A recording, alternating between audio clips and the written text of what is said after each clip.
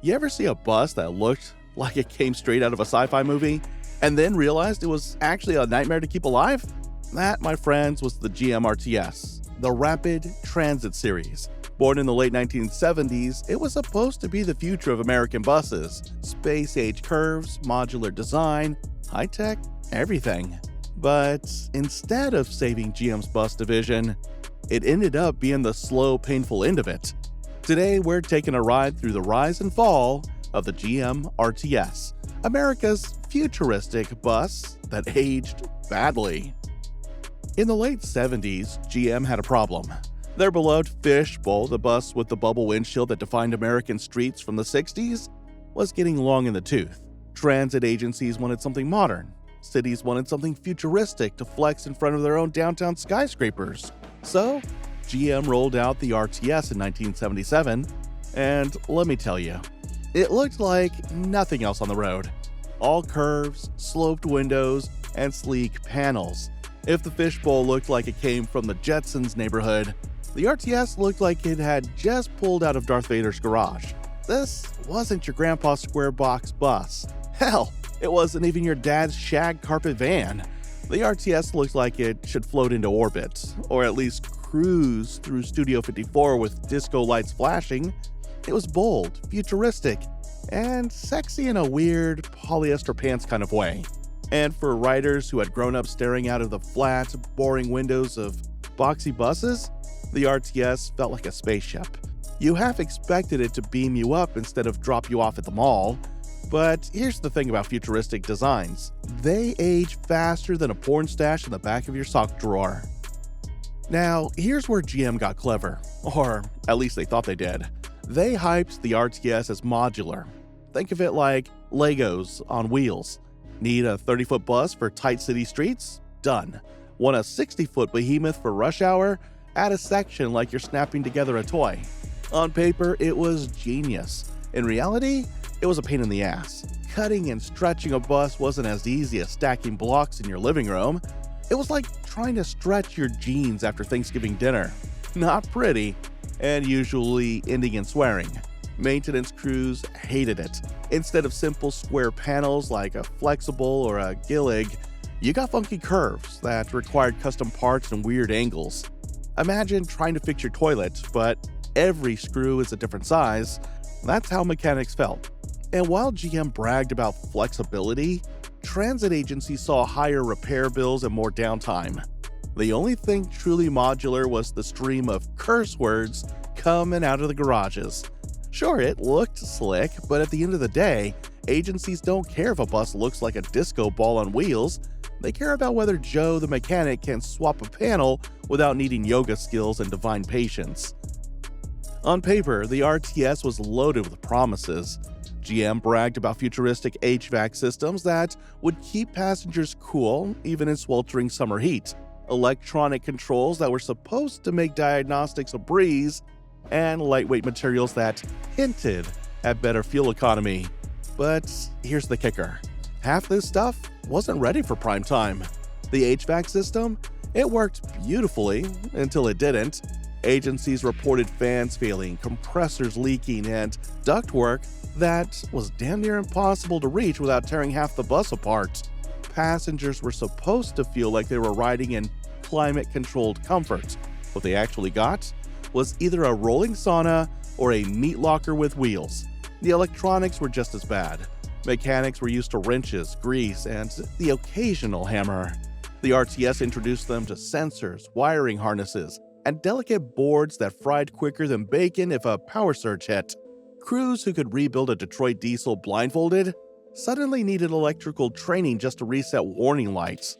And those sexy curved fiberglass panels, they were light and futuristic, sure, but the minute one cracked, it wasn't a quick patch job. You couldn't just slap some Bondo and call it a day. You had to order custom replacements that cost more than a mechanic's week's wages. Agencies used to fixing buses with hardware store parts now face the nightmare of waiting weeks for factory shipments. The end result? The RTS was a bus that spent more time in the shop than on the street. Agencies have bought into GM's promise of a space-age fleet. What they got was a diva that broke down if you looked at it funny. Here's the irony. Riders actually liked the RTS. The big, sloped windows gave them a panoramic view of the city. The ride was smoother than the old square boxes thanks to a beefy suspension setup. And let's be real, it looked damn cool cruising down Main Street, especially compared to the flat-nosed bricks it replaced. To the public, the RTS was futuristic, glamorous, even a little sexy, like the bus equivalent of Farrah Fawcett in her prime, eye-catching, fun, and guaranteed to turn heads at a stoplight. But for the people paying the bills, it was a nightmare. Transit agencies don't care if riders say ooh and ah. They care if the damn thing starts every morning and doesn't eat their budget alive. And the RTS ate like a pig at a buffet. High parts costs, long downtimes, and constant tinkering meant agencies were bleeding money just to keep the fleet rolling. A Flexible or Gillig might have looked boxy and boring, but it was cheap, reliable, and easy to fix. The RTS? It was like owning a flashy Italian sports car. Gorgeous, but guaranteed to drain your wallet and test your patience. So while riders smiled through those curved windows, agency accountants were pulling their hair out. What started as love quickly turned into resentment and, eventually, abandonment. The RTS was built for looks, but not for long-term love. While GM was busy patting itself on the back for building the bus of the future, its competitors were busy doing the boring stuff that actually mattered. Flexible, Gillig, and later Orion didn't care about looking like a spaceship.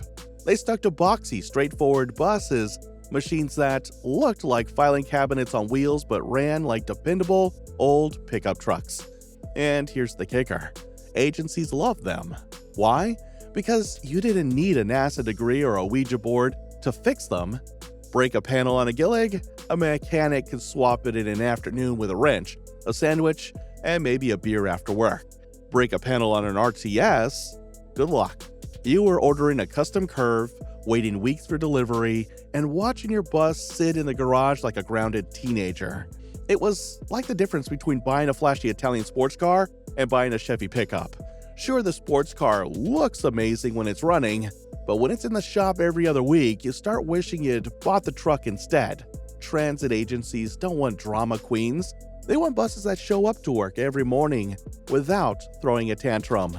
So while GM kept shouting futuristic from the rooftops, agencies were signing contracts with Flexible and Gillig because when budgets got tight, practical always beats pretty. The RTS was the prom queen. Gillig was the reliable girl next door. Guess which one you marry when the bills come due. By the mid-1980s, the cracks were showing. And not just metaphorically. RTS bodies literally started cracking and rusting, especially in harsh climates.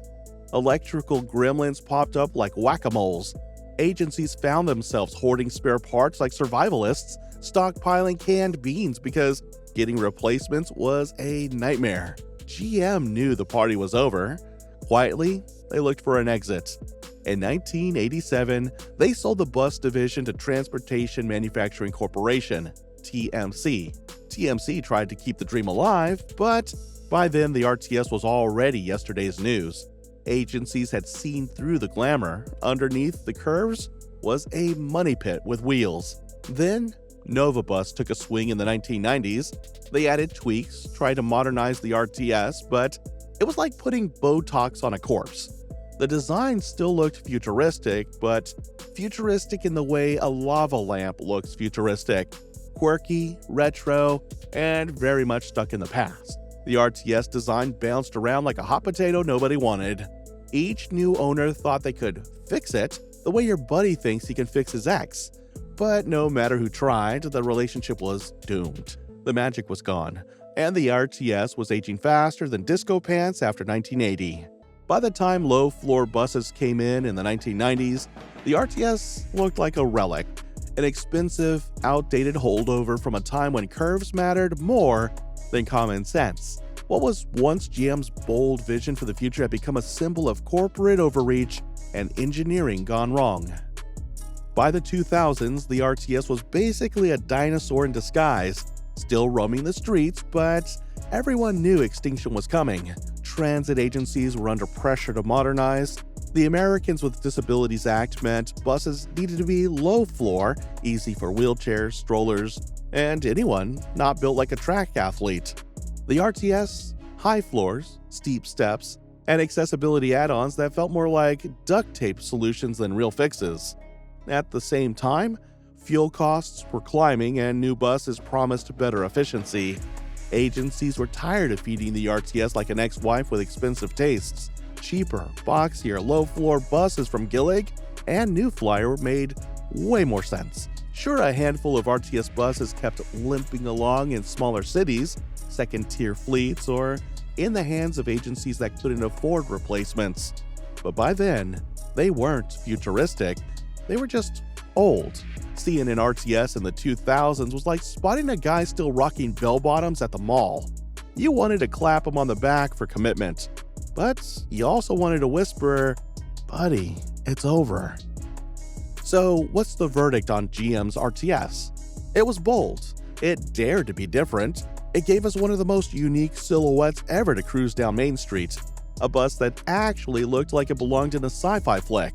For a while, it gave riders something to brag about. Hey, our city's got the cool bus. But in the end, it aged badly. What was once futuristic became a money pit, sucking dollars and patience from transit agencies across America. GM's grand experiment proved an old truth. Looks will get you noticed, but practicality keeps you married. And the RTS? She was the gorgeous date who looked great at the club, but left you broke the morning after. Still, among bus enthusiasts, the RTS holds a special place. Collectors restore them today, polishing those curved panels like they're waxing a muscle car.